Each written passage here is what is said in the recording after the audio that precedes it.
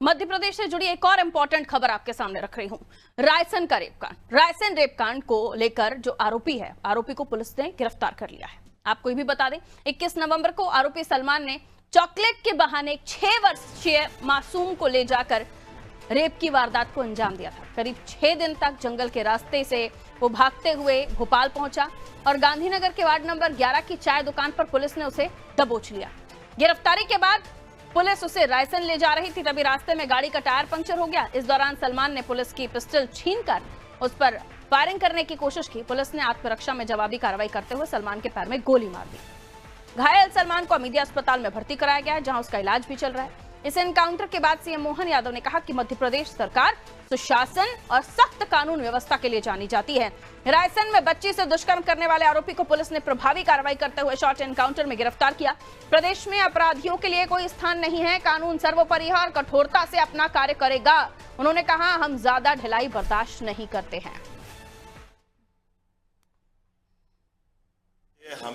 हमारी सरकार ने इस बात की पहचान हमारी सरकार के गठन के साथ ही बनाई हुई है कि हमारी सरकार सुशासन के लिए जानी जाती है और शासन की व्यवस्थाओं के साथ जुड़ कर के सब अपने अपने ढंग से जीवन जिए।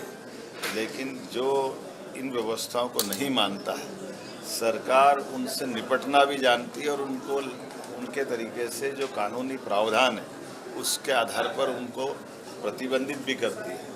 मुझे इस बात का मध्य प्रदेश पुलिस के सलमान के जो जानकारी मिली है, हमारे एक अबोध बच्ची के साथ जिस प्रकार से दुष्कर्म किया है, लेकिन जैसे हमने कहा था कि हमारी पुलिस छोड़ने वाली नहीं है और जरा ढिलाई होती तो हम ढिलाई भी पसंद नहीं करते। और भागते हुए जिस ढंग से उसको पुलिस ने शॉर्ट एनकाउंटर करके पकड़ा है, तो हमारी पकड़ से कोई भाग भी नहीं सकता है, ये पक्की बात है।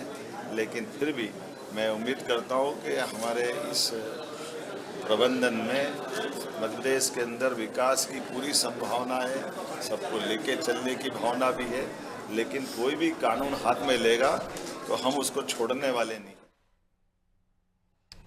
21 नवंबर को ये घटना घटी थी। आरोपी सलमान ने दरिंदगी को अंजाम दिया, हैवानियत की हदें पार की, दरिंदगी की हदें पार की और फिर उसके बाद वो वहां से जंगलों के रास्ते होते हुए भोपाल आया। उसने सोचा वो बच जाएगा, लेकिन मध्य प्रदेश पुलिस ने उसे भोपाल से भी गिरफ्तार कर लिया।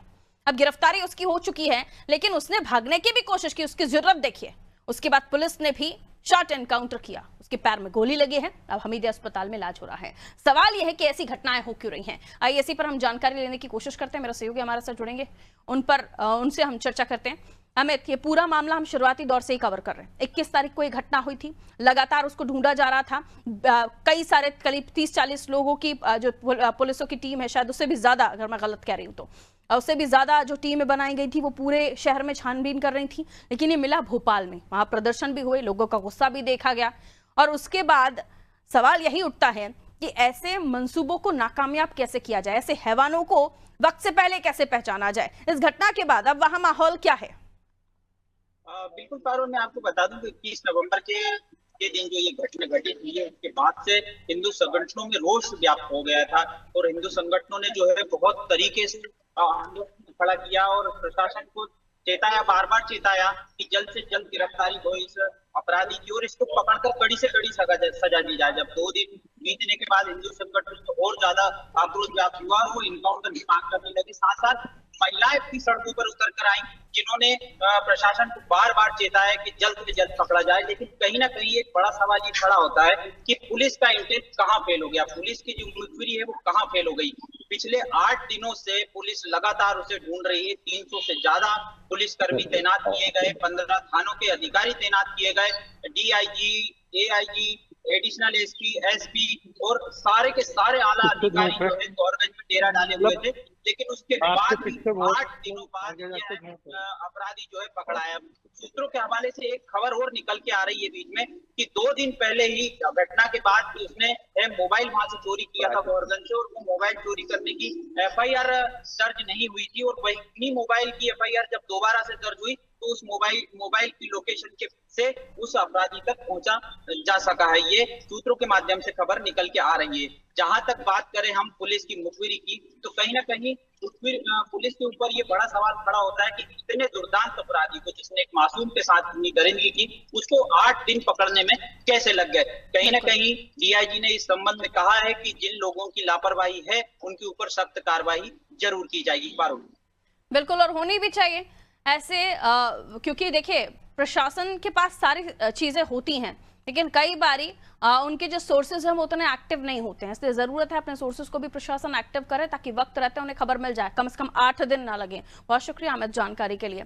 तो आखिरकार दुष्कर्म का ये आरोपी पुलिस के हत्थे चढ़ा, शॉर्ट एनकाउंटर भी हुआ और मुख्यमंत्री डॉक्टर मोहन यादव की सख्ती भी दिखाई दी कि ऐसे लोग बख्शे नहीं जाएंगे, और ये सोचते हैं कि छूट जाएंगे या बच जाएंगे, वो बच भी नहीं पाएंगे।